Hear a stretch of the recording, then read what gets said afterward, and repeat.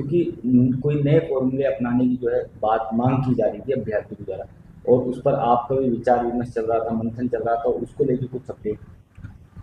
देखिए, जैसा कि मैंने शुरू के अंदर जब पशु कल्चर का रिजल्ट निकाला था, रिजल्ट निकालने के साथ ही मुझे खुद को ऐसा महसूस हो गया था कि जो हमने जो प्रोसेस अपनाया है, क्योंकि वो प्रोसेस एक पुराना प्रोसेस था, उसी से हमेशा हमें नॉर्मलाइजेशन किया गया है। हमने भी वही किया है, आरपीसी ने भी वो किया है, पहले भी इसको अपना चुके हैं, और उसी के आधार पर ये नॉर्मलाइजेशन किया गया था।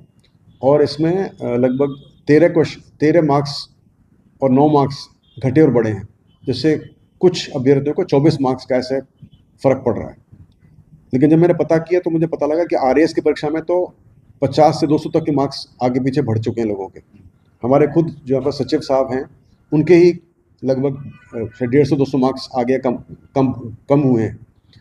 तो ये पहले होता रहा है नॉर्मलाइजेशन के प्रोसेस में, मगर वो बात अपनी जगह ठीक है, क्योंकि प्रोसेस सबको फॉलो करना था, हमने वो किया और उसके आधार पर हमने रिजल्ट बनाया।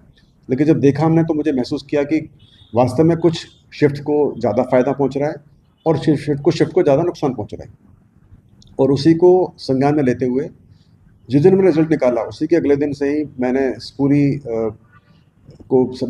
इशू को मैंने स्टडी करना शुरू कर दिया था, और जो उसकी एक्सपर्ट एजेंसीज उनसे मैंने कांटेक्ट कर लिया था।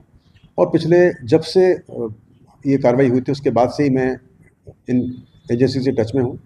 मैं एसएससी के टच में भी हूँ। उन्होंने भी 4 जून को एक नया फार्मूला, जो कि इक्वी परसेंटाइल सिस्टम बोलते हैं, उन्होंने वो लागू किया है, और हम उनसे भी टच में हैं, और इस पूरी कार्रवाई पर मनन चल रहा है।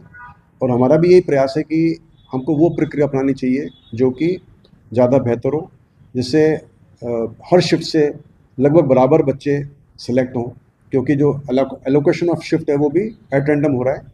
हालांकि उसके अंदर हम इंश्योर करते हैं कि हर कैटेगरी के बच्चे बराबर बराबर हर शिफ्ट में जाएं। इसलिए हम हर शिफ्ट से यदि इक्वी परसेंटाइल का भी प्रोसेस यूज़ करते हैं तो शायद वो भी काफ़ी बेहतर सिस्टम होगा। इस पर बाद में मनन चल रहा है। हमारी जब ये मनन पूरा हो जाएगा, हमारी स्टडी पूरी हो जाएगी, तो फिर हम इस पर जो निर्णय लेंगे, बोर्ड निर्णय लेगा, हमको उसके बारे में बता दिया जाएगा।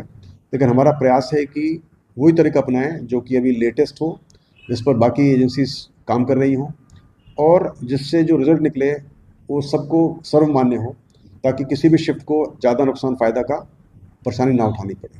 तो सर ये मान के चले कि जो आने वाली चतुर्थ श्रेणी की भर्ती है, उसमें नए फॉर्मूला अपनाया जाए। हाँ, हमारा ये प्रयास है कि अब जो आगे की जो भी भर्तियां हैं, जैसे अभी जेल प्रहरी परीक्षा हो चुकी है, उसमें नॉर्मलाइजेशन की आवश्यकता पड़ेगी, 2 पारियां हुई थी। तो हम प्रयास करेंगे कि हम यदि उससे पहले अपने ये निर्णय ले लेते हैं बोर्ड कि हमको कोई नया फार्मूला इस्तेमाल कर सकते हैं जो कि सर्वमान्य हो, जो कि बेहतर हो, तो प्रयास करेंगे जेल प्रहरी और उसके आगे जो परीक्षाएं होने वाली हैं, वो सभी में जहाँ पर भी मल्टी शिफ्ट परीक्षा हो, उसमें इसको लागू किया जाए।